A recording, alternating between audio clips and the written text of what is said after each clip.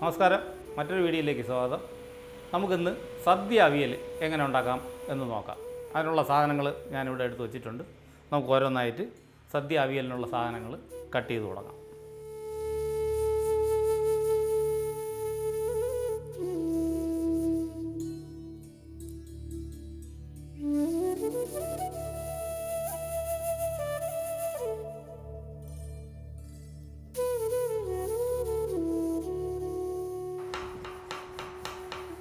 സാധാരണ നമ്മൾ വീട്ടിൽ അവിയലുണ്ടാക്കാൻ വേണ്ടിയിട്ട് പച്ചക്കറി കട്ട് ചെയ്യുന്നതിനേക്കാളും കുറച്ചുകൂടെ നീളത്തിലും കനത്തിലുമാണ് നമ്മൾ സദ്യ അവിയൽ ചെയ്യുമ്പോഴത്തേക്കും പച്ചക്കറികൾ കട്ട് ചെയ്യേണ്ടത്. അതിൽ നീളവും കൂടുതലായിരിക്കും, കനം ഓരോ പച്ചക്കറിയുടെയും വേവിനനുസരിച്ചുള്ള കനത്തിന് കട്ട് ചെയ്ത് മാറ്റുക. അത്ര മാത്രമേ ഈ സദ്യ അവിയലിനും വീട്ടിൽ നമ്മൾ സാധാരണ ചെയ്യുന്നതും തമ്മിലുള്ള വ്യത്യാസം ഉള്ളൂ. ഇനി നമുക്ക് അവിയലുണ്ടാക്കാൻ നോക്കാം.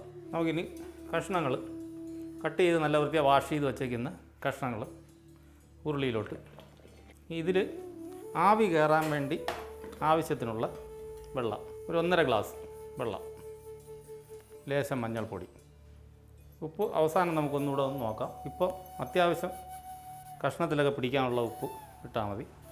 ഒരു 2 തണ്ട് കറിവേപ്പില, കുറച്ച് വെളിച്ചെണ്ണ, ഉപ്പും മഞ്ഞൾപ്പൊടിയും എല്ലാം ഇതിൽ കഷ്ണത്തിലൊന്ന് മിക്സ് ആവത്തക്ക വിധത്തിൽ ഒന്ന് ഇളക്കി കഷ്ണങ്ങൾ അടച്ചു വെച്ച് വേവിച്ചെടുക്കാം. ഇനി ഇത് വേവാൻ ഒരു 20 മിനിറ്റ് നമുക്ക് സമയം കൊടുക്കാം. അപ്പോഴേക്കും ഇത് ആവി കയറി കഷ്ണങ്ങളെല്ലാം വെന്ത് വരും. അത് കഴിഞ്ഞിട്ട് ഇതിനുള്ള കൂട്ടിട്ട് വേവിച്ച് മിക്സ് ചെയ്ത് അവിയൽ നമുക്ക് റെഡിയാക്കി എടുക്കാം. ഏകദേശം 20 മിനിറ്റ് കഴിഞ്ഞിട്ടുണ്ട് നമ്മൾ പച്ചക്കറികൾ വേവിക്കാൻ വെച്ചത്. ഇനി നമുക്കത് ഓപ്പൺ ചെയ്ത്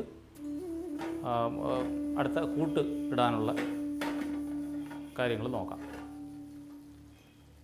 പകുതി വേവ് ആയിട്ടുണ്ട്, കഷ്ണങ്ങൾ ഏകദേശം പകുതിയിൽ കൂടുതൽ വെന്തിട്ടുണ്ട്. അതിന് തിരികെ വച്ചേക്കുന്ന തേങ്ങ, ജീരകപ്പൊടി, ലേശം പുളിപ്പിന് വേണ്ടിയിട്ട് ലേശം തൈര്, നല്ല വൃത്തിയാവുന്ന ആവി കയറി വരുന്നത് വരെ വീണ്ടും നമുക്ക് അടച്ചു വയ്ക്കണം. കാഷ്യനട്ട് ഇനി വീണ്ടും നമുക്കൊരു 20 മിനിറ്റോളം ഇതിന് ഈ കൂട്ടും ഈ പച്ചക്കറി എല്ലാം കൂടെ ഒന്ന് മിക്സായി നല്ല ഇത് കൂട്ട് പിടിക്കത്തക്ക വിധത്തിൽ നമുക്ക് അടച്ചു വെച്ച് വീണ്ടും ഒന്ന് വേവിക്കാം. അതിന് വേണ്ടിയിട്ട് ഒരു വാഴയില എടുത്തിട്ടുണ്ട്, അത് ഇതിനകത്തോട്ട് ഇറക്കി വെച്ച് കൊടുക്കാം. നമുക്ക് അടച്ച് ചെറിയ തീയിൽ ഒരു 20 മിനിറ്റ്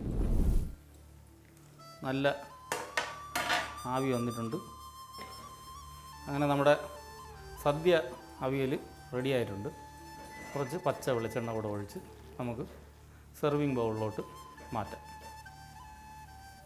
ആവശ്യത്തിനുള്ള പച്ച വെളിച്ചെണ്ണ കൂടെ ഒഴിച്ച് നമുക്ക്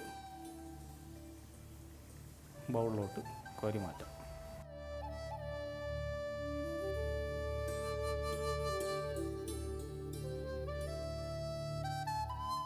അങ്ങനെ നമ്മുടെ സദ്യ അവിയൽ റെഡി ആയിട്ടുണ്ട്. ഇതേപോലെ നല്ല എളുപ്പത്തിലുണ്ടാക്കാൻ പറ്റുന്ന ഈ സദ്യ അവിയൽ ഈ വരുന്ന ഓണത്തിന് നിങ്ങളും ഉണ്ടാക്കി അതിൻ്റെ അഭിപ്രായങ്ങൾ എൻ്റെ കമൻറ്റ് ബോക്സിൽ ഇടുക. ഇനി ഒരു നല്ല ഒരു വിഭവമായി നമുക്ക് വീണ്ടും കാണാം. വീണ്ടും കാണുന്നവരേക്കും നന്ദി, നമസ്കാരം.